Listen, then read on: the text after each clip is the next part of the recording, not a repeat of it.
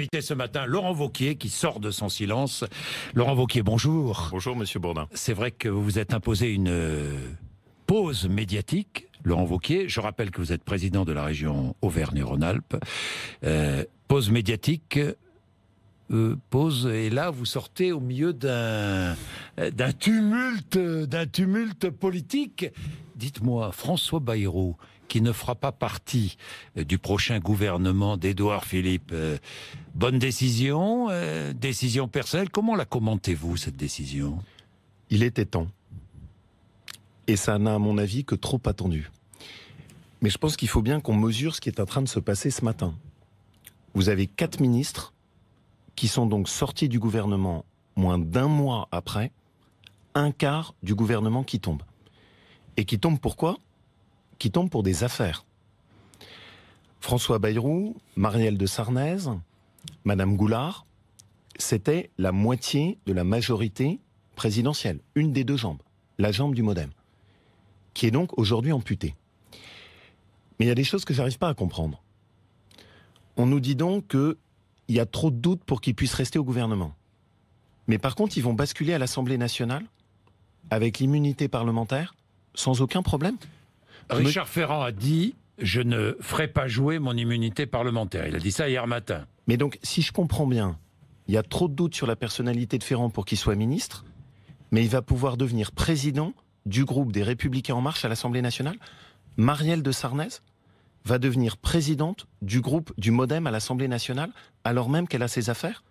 Autrement dit, on a le scandale qui maintenant va se déporter du gouvernement à l'Assemblée nationale. C'est un scandale politique ?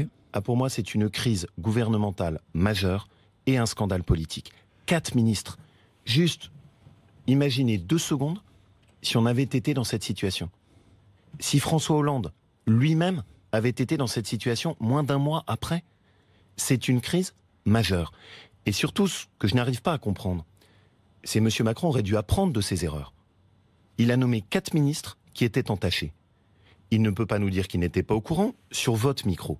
Corinne Lepage, il y a plus de 2 ans, avait déjà signalé les doutes. Et il s'apprête maintenant à les garder pourtant à l'intérieur de sa majorité parlementaire et aux 2 postes les plus importants. Alors je dis clairement à M. Macron et au président de la République, faites attention. Ne renouvelez pas les mêmes erreurs. C'est l'initiateur du projet de loi sur la moralisation, François Bayrou, qui tombe. Ne mettez pas 2 personnages entachés par des affaires comme président de groupe à l'Assemblée nationale. Toute la politique française en subirait les conséquences. Vous, aux Républicains, vous aviez un candidat entaché par les affaires, Laurent Wauquiez. Je m'attendais à ce que vous me le disiez, c'est normal. Oui, et c'est normal que vous posiez cette question. Oui, et vous ne l'avez pas débranché, entre guillemets. Précisément, monsieur Bayrou. Monsieur, si je vous appelle monsieur Bayrou, ça va pas aller, monsieur Bourdin. Ça n'ira pas, alors. Ah bon, pourquoi ça vous plaît pas ? Non, bon. non. Je suis qui je suis à ma place. Je vais essayer de répondre très simplement. Oui. Précisément, ne regardons pas dans le rétroviseur. Tirons les leçons de ce qui s'est passé. Monsieur Macron a donné beaucoup de leçons en la matière. Qu'il en tire toutes les leçons. Ensuite, la situation n'a rien à voir. On avait un candidat à la présidence de la République, François Fillon. Oui. C'est lui qui a pris sa décision, et sans doute a-t-on fait des erreurs. Mais vous auriez pu lui demander de se retirer de cette candidature. Comme vous le savez, j'ai fait partie de ceux qui l'ont fait.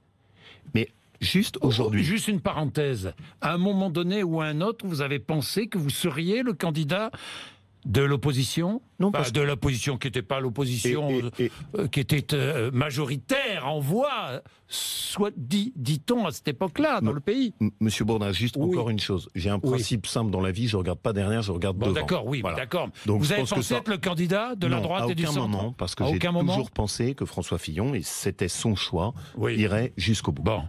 Et maintenant, on en revient à la situation. Oui. Monsieur Macron a donné beaucoup de leçons en la matière. Eh bien, je pense qu'il faut qu'il en tire toutes les leçons. Mais comment ? Qu'est-ce qu'il doit faire ?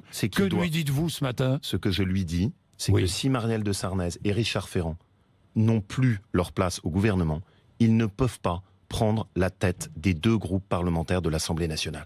Parce que sinon, on s'achemine à nouveau vers des scandales qui vont entacher toute la vie politique française. Et ça n'est pas notre intérêt. C'est pas l'intérêt de la gauche, c'est pas l'intérêt de la droite, c'est l'intérêt de personne. Et donc, je suis très clair dessus. Attention, aujourd'hui, s'ils n'ont plus leur place au gouvernement pour des raisons éthiques et morales, ils n'ont pas leur place à la tête de 2 groupes fondamentaux de la majorité présidentielle à l'Assemblée nationale. C'est aussi simple que ça. Laurent Wauquiez, je vous propose de regarder, de réécouter ce que me disait hier matin. Il était à votre place, le Premier ministre Édouard Philippe, à propos de François Bayrou. François Bayrou, lui, reste au gouvernement. C'est pas... François Bayrou a vocation à être au gouvernement, bien sûr. Aucun souci avec lui. Aucun souci. Non, aucun. Édouard Philippe. Bon, d'accord.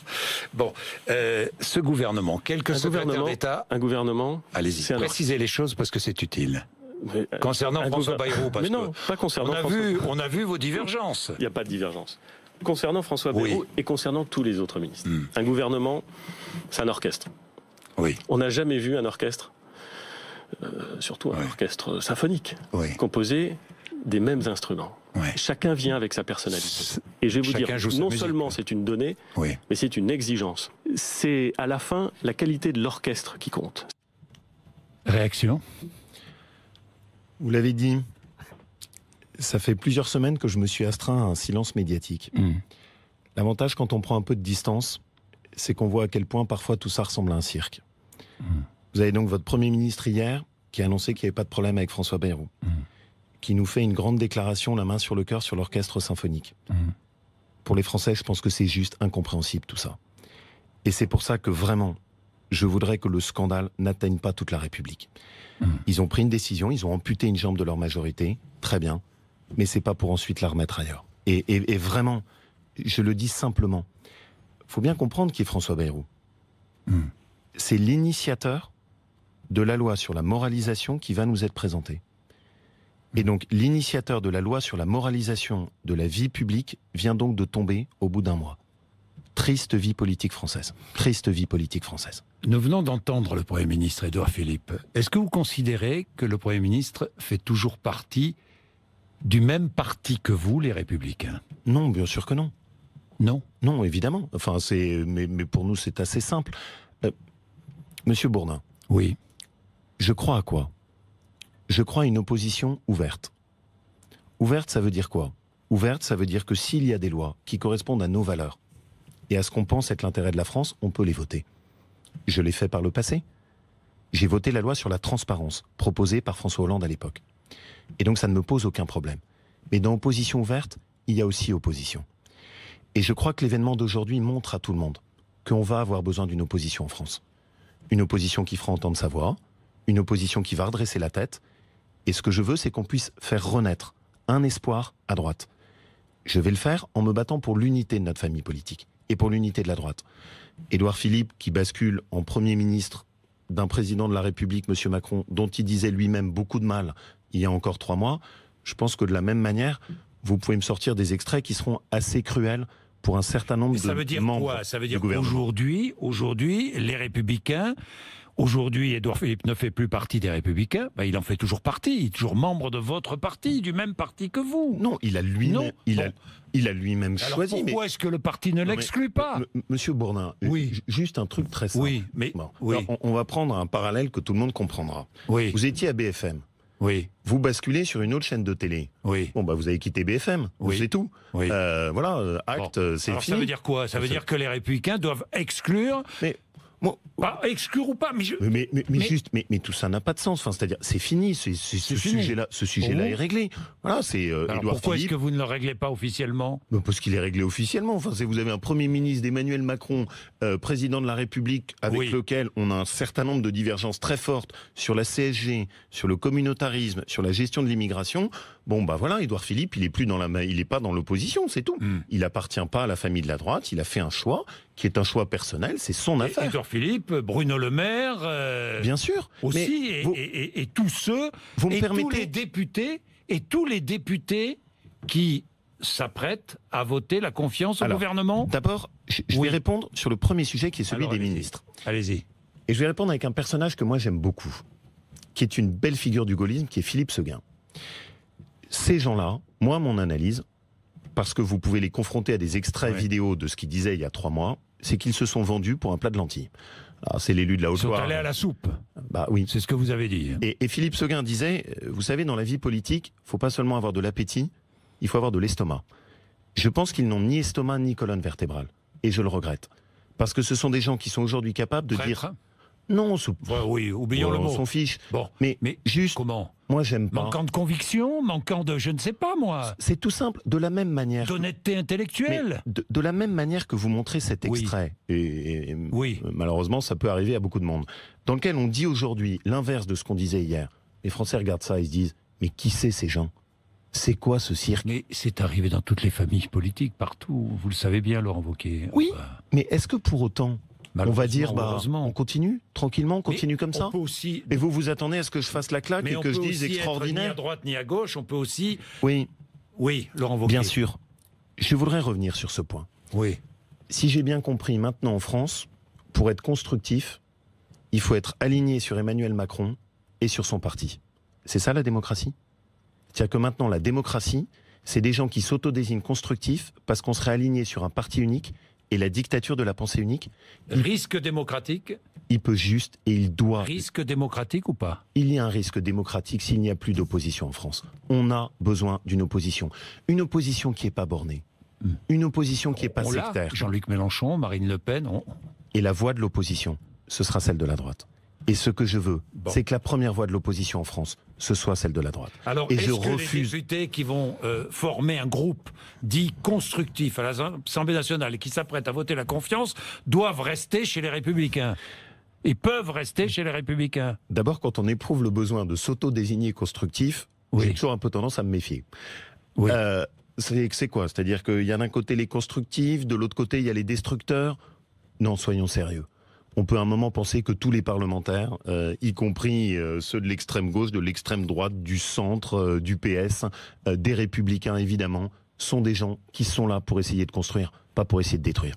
Mais je voudrais surtout bien dire les choses. Et je le dis à un certain nombre de mes amis qui peuvent être tentés par cette démarche. C'est une erreur. Et c'est une erreur que de signer, surtout avec ce qu'on vient de vivre ce matin, un chèque en blanc au président de la République. Voter a priori la confiance, c'est un chèque en blanc. Moi, je peux très bien comprendre, et je milite pour, que quand il y ait des lois qui sont positives, elles soient votées et qu'on puisse avoir du travail commun entre les différentes sensibilités politiques. Mais je pense que c'est une profonde erreur de signer a priori un chèque en blanc et au fond d'abdiquer sa liberté de parole. Oui, mais Laurent Wauquiez, bon, très bien. Est-ce qu'ils peuvent ensuite rester dans le même parti que vous, ces députés-là ? D'abord, l'évidence, c'est qu'ils font un pas de côté. Si vous constituez un groupe à part... Voilà, ils vont créer un groupe parlementaire. Si vous constituez un groupe à part, si vous dites que vous votez a priori la confiance, c'est-à-dire vous demandez même pas à voir... Est-ce qu'ils sont dans le même parti que vous ? Je repose la question, Laurent Wauquiez, il va falloir répondre. Aujourd'hui, maintenant, ça n'a pas de sens de vous répondre. Ça va dépendre de ce que sera leur comportement. Ça va dépendre... comportement, on le connaît, ils vont voter la confiance. Oui, mais... Laurent Wauquiez, non, je ne vous comprends pas, là. Si, vous n'arrivez pas à dire, ces députés-là doivent quitter les Républicains. Pourquoi est-ce que vous ne le dites pas ? Pourquoi ? Parce que je garde l'espoir. Qu'ils ne voteront pas la confiance ? Non, parce que je garde l'espoir qu'on puisse arriver à garder l'unité de la droite complète. Mais quelle unité, vous me dites ? Non, je comprends pas très bien. Vous comprenez, Monsieur Bourdin, que je puisse me battre pour ça. L'unité de ma famille politique. Je comprends très bien, voilà. L'unité. Non, pas l'unité entre députés qui voteront pour la confiance et des députés qui voteront contre. Bien sûr que l'unité, pardon. Si jamais il y a la constitution d'un groupe. Si on vote la confiance et qu'on fait un chèque en blanc a priori au gouvernement. Si ensuite on se met comme un seul homme à voter toutes les lois, y compris celles qui sont totalement contraires à notre famille politique, évidemment que ça signifie qu'ils se mettront en dehors de notre parti. Et que vous les mettrez en dehors du parti que... Non, que eux auront choisi de prendre un chemin qui sera différent. Pourquoi ? Parce que moi, je n'aime pas qu'on manie l'encensoir de l'exclusion. Ça ne m'intéresse pas. Vous savez pourquoi je fais pas de la politique ce chemin pour exclure. Est-ce que vous savez pourquoi ? Parce qu'ils ne veulent pas que vous preniez la tête des Républicains. Mais oui, Laurent Wauquiez, Monsieur Bourdin, vous le savez vous-même. Vous souriez, parce que vous le savez. Monsieur Bourdin. Oui. Vous pensez sincèrement, alors c'est gentil parce que vous me prêtez un rôle mais pas extraordinaire. Du tout, mais parce que vous avez envie de prendre la présidence des Républicains. Vous êtes en train de me dire que vous pensez que Monsieur Le Maire a pris un poste au gouvernement à cause de moi ? Non. Vous êtes en train de me dire que Édouard Philippe est devenu Premier ministre à cause de moi ? Je dis, et ils l'ont dit, permettez-moi d'en sourire. Beaucoup de députés, les Républicains, ne veulent pas vous voir à la tête de leur parti. Vous le savez bien. Vous savez ce que je pense ? Oui. C'est une très belle phrase du général de Gaulle. Décidément, aujourd'hui, on aura cité Seguin, le général de Gaulle. Le général de Gaulle, d'ailleurs, on le cite souvent. Oui, parce que c'est une belle personnalité. C'est quelqu'un qui savait encore ce qu'était que l'intégrité en politique. Vous savez qu'il a été trahi par un certain nombre de parlementaires au moment de la 4e République. Et à ce moment-là, qui est un moment pour lui dur, de post-défaite, où il est abandonné, il a cette très belle phrase. « Nos rangs se sont éclaircis, on y voit plus clair. » Je ne pense pas que la droite, pour rassembler, doive renier ses idées et ses valeurs. Moi, la droite à laquelle je crois, c'est une droite claire. C'est une droite qui assume ses idées, qui assume ses convictions, et qui juste parle aux Français en disant clairement, mon problème, c'est pas d'en dire moins, mais c'est d'en faire plus quand on est aux responsabilités. C'est cette droite-là dont on a besoin. Alors après, que certains dans notre famille politique manient les caricatures... Une droite battue depuis plusieurs années dans toutes les élections. Non, je ne le crois pas. Vous l'avez évoqué. J'ai gagné ma région Auvergne-Rhône-Alpes. Oui, vous. Non, mais je parle des élections nationales. Et je l'ai gagné sur mes idées. Oui. Et je pense que... Vous feriez un très bon président des Républicains. C'est pas ce que je suis en train de vous dire. Vous serez candidat ? Est-ce que vous serez candidat ? Je n'en parlerai pas aujourd'hui, mais je reviendrai avec plaisir sur votre plateau pour en parler. C'est promis ? Je vous le dis. Attention, Laurent Wauquiez, parce que... Vous savez que j'ai l'habitude... Ici, on garde les... Vous savez que j'ai l'habitude les images de tenir mes paroles. Et bon. Vous pouvez d'ailleurs en témoigner aujourd'hui. Oui, d'accord. Mais juste, qu'est-ce que je veux dire par là ? Oui. Notre famille politique a besoin de retrouver de la sérénité. Elle a besoin de retrouver du rassemblement, et j'y veillerai. Elle a besoin de faire en sorte que ceux qui peuvent avoir des paroles différentes, et ça peut exister, puissent être respectés. Et elle a besoin de retrouver une colonne vertébrale. Et c'est là-dessus qu'il faut tous qu'on s'emploie. Ceux qui habillent leur parcours et leurs ambitions personnelles d'arguments consistant à caricaturer les autres sont dans l'erreur. Et il faut une profonde erreur. Et puis je voudrais rajouter quelque chose. La vérité de la droite, Monsieur Bourdin, c'est pas les quelques chapeaux à plumes qui manient les petites phrases. La vérité de la droite, c'est les Français. La vérité de la droite, c'est les bénévoles qui sont impliqués dans notre famille politique. La vérité de la droite, c'est les élus de terrain. Et la vérité de la France, ce sont ses racines judéo-chrétiennes. Et la vérité de la France, c'est la totalité de notre histoire. Mais non, vous savez bien ça parce que vous l'avez dit, l'identité nationale. Bien sûr, bien, mais ça fait partie des choses que je défends. Oui. Et vous voulez que je vous dise... Je vous pose la question, simplement. Oui. Cette vérité-là, oui. Quand ils entendent des gens comme moi défendre ce que sont les convictions de la droite, je ne pense pas qu'ils se disent que c'est la droite dure. Je pense juste qu'ils se disent, lui, il dit les choses. C'est ce que je préfère. La vérité de la droite, c'est aussi une alliance avec le Front National un jour ou l'autre ? Jamais. Jamais d'alliance avec les Le Pen et jamais de compromis avec le Front National. Jamais. Et je vais même aller plus loin. Oui. Mon objectif, c'est de parler à ceux qui sont allés voter FN à cause des lâchetés de la droite et de les ramener vers nous sur la base d'une droite claire. Mais jamais que les choses soient très claires. Mais Monsieur Bourdin... Non, mais Laurent Wauquiez... J'ai toujours eu... Je vous dis ça parce que Marion Maréchal Le Pen vous a un peu tendu la main. Et c'est pour ça que j'y réponds avec une rapidité totale. Il n'y a pas d'alliance avec Madame Le Pen. C'est aussi simple que ça. Voilà, ni plus ni moins. Je ne peux pas être plus clair. Merci Laurent Wauquiez d'être venu nous voir ce matin. Il est 8h54, vous êtes sur RMC et sur BFM TV.